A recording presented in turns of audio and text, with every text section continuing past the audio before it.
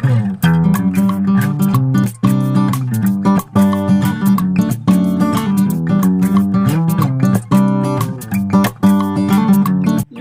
বন্ধুরা, উত্তরাখানার ব্লগ চ্যানেলে তোমাদের সকলকে স্বাগত জানাই।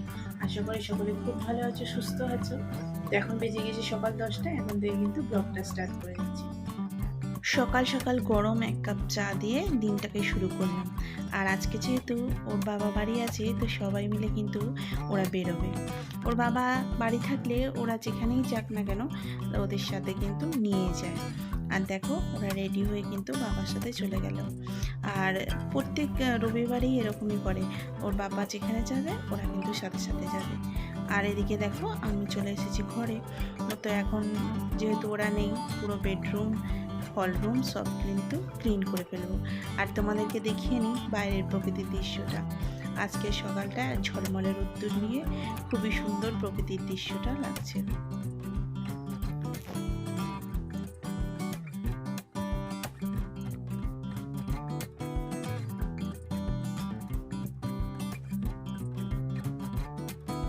তো এখন চলে এসেছি বেডরুমে। বেডরুমটাকে ভালোভাবে ক্লিন করে নেবো। আগে তো বাচ্চারা থাকলে কিন্তু তাড়াতাড়ি করে ক্লিন করা যায় না, কেউ না কেউ এসেই পড়ে। তো তাড়াতাড়ি করে বেডরুমটা তাই জন্যে ক্লিন করে নিচ্ছি। আর বেডরুমটা ক্লিন করা থাকলে মনটাও কিন্তু শান্তি লাগে, তাই না? তো বেডরুমটা ক্লিন করা হয়ে গেছে, এখন চলে আসবো আমি হলরুমে। তো হলরুমে এসে হলরুমটাকেও ভালোভাবে ক্লিন করে নেবো। বেডশিটগুলো বাচ্চারা উঠে উঠে কিন্তু এরকমই করে দেয়, তো তাড়াতাড়ি করে তাই জন্যে ক্লিন করে নিচ্ছি। আর এইভাবে করে করে রাখলেও কিন্তু ভালো লাগে। তো দেখো বন্ধুরা, আমাদের বাচ্চা নিয়ে যেহেতু থাকা হয়, সেই জন্য কিন্তু তাড়াতাড়ি ওরা বিছানাটাকে স্ম্যাশ করে ফেলে। তো তাড়াতাড়ি করে সেই জন্য ক্লিন করে নিলাম। আর এদিকে দেখো চলে এসেছি আমি জামা কাপড় নিয়ে। প্রায় 2 বালতি জামা কাপড় হয়ে গেছে আজকে কাচা। তো এগুলোকে কিন্তু মেলতে হবে। আর দেখো এদিকে কিন্তু আমি উইন্ডোজে দুটো অ্যাঙ্গেল লাগিয়ে ভালোভাবে দড়ি লাগিয়ে নিয়েছি। এখানেই কিন্তু আমি জামা কাপড় শুকাই। আর কিছুটা জামা কাপড় কিন্তু দরজার বাইরেও যে দড়ি লাগিয়েছি ওখানেও কিন্তু দিয়ে দিই। এইভাবে করেই কিন্তু আমি শুকাই।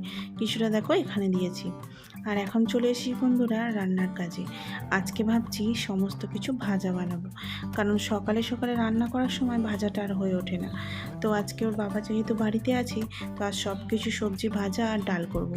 এদিকে কিন্তু ভাতটা আমার হয়ে গিয়েছে, আর ডালটাও কিন্তু আমি চাপিয়ে দিয়েছি। তো ডালটা হয়ে গেলে কিন্তু নামিয়ে নেবো। আর এদিকে দেখো সবজিগুলোতে সব নুন আর হলুদ মাখিয়ে নিচ্ছি। তো এখানে প্রথমে কড়াইয়ে তেল দিয়ে বেগুনগুলোকে ভেজে নেবো। তো বেশ খানিকটাই তেল দিয়েছি যাতে সমস্ত সবজিগুলো ওই তেলের মধ্যেই ভাজা হয়ে যায়। তো দেখো বন্ধুরা, বেগুনগুলো অলমোস্ট ভাজা হয়ে গিয়েছে, এগুলো কিন্তু তুলে নেবো। এবং তারপরে কিন্তু আমি বেগুন ভাজা হয়ে যাওয়ার পরে পটলগুলো দিয়ে দেবো। আর পটলগুলোকেও গোল্ডেন ব্রাউন করে সুন্দর করে ভেজে নেবো। আজকে যেহেতু ভাজার দিন, তো সব কিছুই কিন্তু ভাজা করছি। আর তার সাথে কিন্তু ওর বাবা বাজারে গিয়েছে, কিছু নিশ্চয়ই নিয়েই আসবে। আর এদিকে দেখো পটলগুলো ভাজা হয়ে গেছিলো, আরও একবার কিন্তু দিয়ে নিলাম। আর আমাদের বাড়িতে যেহেতু থাকা হয়, তখন কিন্তু বাড়িতে থাকলে এরকম ভাজাভুজি প্রত্যেক দিনই হয়। আর আমি যেহেতু সকালে রান্না করি, তার জন্য কিন্তু ভাজাটাও হয়ে ওঠে না। ডাল, তরকারি, মাছ এগুলোই হয়ে ওঠে। তো তাড়াতাড়ি করে তাই জন্য ভাজা করে নিলাম। আর দেখো ওই ভাজার তেলটা যেটা ছিল ওর মধ্যেই কিন্তু আলুটা দিয়ে দিচ্ছি। আর আলুটাকে নুন আর হলুদ দিয়ে ঢেকে ঢেকে ভাজা করব। আর এইভাবে ভাজা করলে কিন্তু তেলটাও কম লাগে, আর আলুটা সুন্দরভাবে ভাজা হয়ে যায়, সিদ্ধ হয়ে যায়। আর দেখো বন্ধুরা, এখানে গ্যাসের ফ্লেমটা আমি একদমই আস্তে করে দিলাম আর ঢাকা দিয়ে দিলাম। ভালোভাবে ঢাকা দিয়ে রাখলে কিছুক্ষণ পরে পরে একটু করে নাড়াচাড়া দিয়ে নিলেই কিন্তু আলুটা সুন্দরভাবে সিদ্ধ হয়ে যাবে। আর দেখো এইভাবে করে 2বার 3বার খুলে খুলে কিন্তু আমি নেড়ে দিচ্ছি আর আবারও চাপা দিয়ে দিচ্ছি। এখানে কিন্তু গ্যাসের ফ্লেমটা আমি একদমই আস্তে রেখেছি যাতে সবজিগুলো আমার সুন্দরভাবে সিদ্ধটা হয়ে যায়।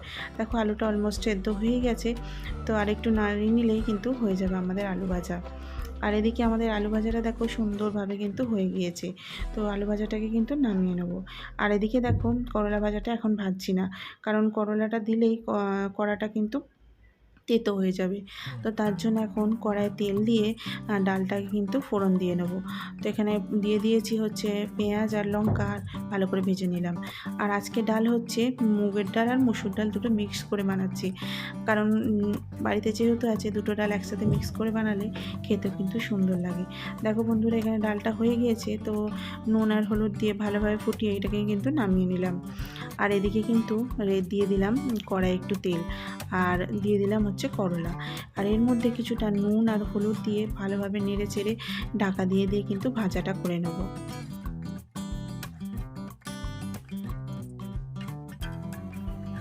আমটা কিন্তু ভালোভাবে কেটে নিচ্ছি, কারণ আমটা ওর বাবা নিয়ে এসেছিলো। তো আজকে যেহেতু ভাজাভুজি করেছি, তো আমটা দিলে কিন্তু টেস্টটা ভালোই লাগবে। তো এখানে দেখো আমগুলো কিন্তু আমি কেটে নিলাম। আর এদিকে কিন্তু আমার করলাটা ভাজা হয়ে গিয়েছে, ওটা কিন্তু নামিয়ে নেব। আর দেখো ওর বাবা বাজারে গিয়েছিল, তো চলে এসেছে, নিয়ে এসেছে হলো দুধ আর টক দই, আর বাচ্চাগুলোও কিন্তু চলে এসেছে সাথে। আর দেখো বন্ধুরা, সবাইকে কিন্তু খাবার বেড়ে নিয়েছি, তো এবার কিন্তু সুন্দর দেখতে লাগছে, তো সবাইকে কিন্তু খেতে দিয়ে দেবো। তো এখন কিন্তু দেখা হচ্ছে একদমই বিকেলবেলা।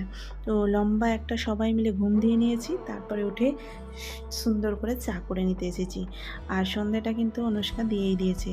আর সন্ধ্যেবেলা এরকম আদা আর এলাচের গন্ধে দেওয়া চা কিন্তু পুরো ঘরটাই মোমো করে। আর দেখো বন্ধুরা, চাটা হয়ে গিয়েছে, তো ঢেলে নিচ্ছি।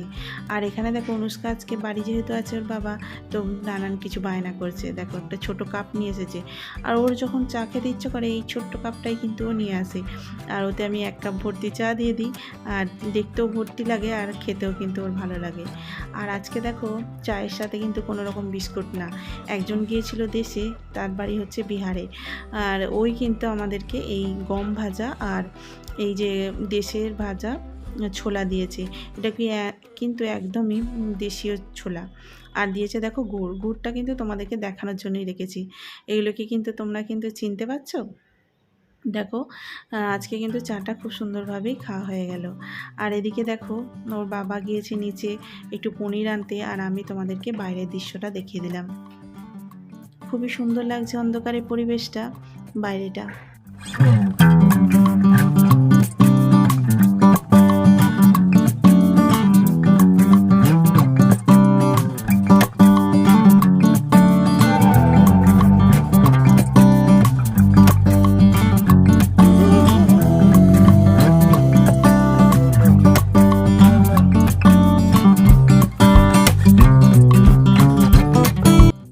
আর এদিকে দেখো ওর বাবা পনির নিয়ে চলে এসেছে, তো আমিও লেগে গেছি কাজে।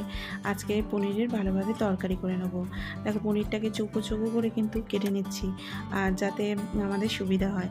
আর এদিকে একটু আদা আর রসুনকে গ্রেট করে নিচ্ছি। এটা কিন্তু আমি পেস্ট করে দেবো না, দেখো রান্না করার সময় বুঝতে পারবে। আর এদিকে ভালোভাবে তেলটাকে কিন্তু গরম করে নিয়েছি, আর দিয়ে দিয়েছি পনিরগুলো। আর আমি এই টোটাল রান্নাটা কিন্তু সাদা তেলেই করি, পনিরের তরকারি বিশেষ করে। তো দেখো পনিরটাকে কিন্তু হালকা করে ভেজে নিয়ে তুলে নিচ্ছি। আর তারপরে কিন্তু ওই তেলের মধ্যে পেঁয়াজ দিয়ে ভালো করে ভাজা করে নেব।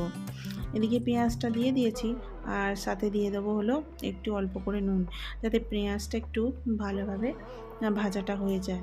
দেখো পেঁয়াজটা অল্প ভাজা হয়ে গেলে গ্রেট করে রাখা ওই আদা রসুনগুলো কিন্তু দিয়ে দেবো, আর ভালোভাবে কিন্তু মিক্স করে নেবো। আর এদিকে এটা মিক্স হয়ে গেলে কিন্তু টমেটোটা দিয়ে দেবো। আর সব সবজিগুলো একটু বড় বড় করে কেটেছি, কারণ কি আমি একটু পরে আবার ওটাকে পেস্ট করব। দেখো এখন দিয়ে দিলাম লঙ্কা হলুদের গুঁড়ো, আর ভালো করে কষিয়ে নিয়ে গ্যাসটা বন্ধ করে দিয়েছি। আর একটু হালকা করে চালিয়ে দিয়েছি, যাতে তাড়াতাড়ি ঠান্ডা হয়ে যায়। ঠান্ডা হয়ে গেলে কিন্তু ওটা মিক্সচারে ভালোভাবে বেটে নেবো। আর এখানে দেখো দিয়ে দিয়েছি গোটা গরম মশলা, আর একটু বাটার দিয়ে গোটা গরম মশলাটা দিয়ে দিয়েছি। আর তারপরে করে রাখা পেস্টটাকে কিন্তু ঢেলে দেবো। এভাবে কিন্তু রান্না করলে টেস্টটা কিন্তু ভালো আসে। আর ভালো করে এটা কষিয়ে নেবার পরে কিন্তু অ্যাড করে দেবো জল। ভালোভাবে কিন্তু তোমরা কষিয়ে নেবে, তারপরে অ্যাড করে দেবো জল, আর একটু ভালো করে গ্রেভির জন্য বেশি করে জল দিয়ে দেবো। তো এর মধ্যে বন্ধুরা দিয়ে দেবো আমাদের পনিরটা। আর পনিরটাকে ভালোভাবে ফুটিয়ে কিন্তু একদম অল্প করে নেবো। তারপরে ছড়িয়ে দেবো পনির মশলা আর ধনেপাতা। আর এদিকে বন্ধুরা আমার রান্নাটা হয়ে গেছে, তো এদেরকে সার্ভ করে দিচ্ছি। ভিডিওটাও তাহলে এখানে শেষ করছি। দেখা হচ্ছে পরের ভিডিওতে। ততক্ষণের জন্য ভালো থাকবে, সুস্থ থাকবে, আর আমার ভিডিওটাকে বেশি বেশি করে লাইক করে দেবে। দেখা হচ্ছে পরের ভিডিওতে। ততক্ষণের জন্য টাটা।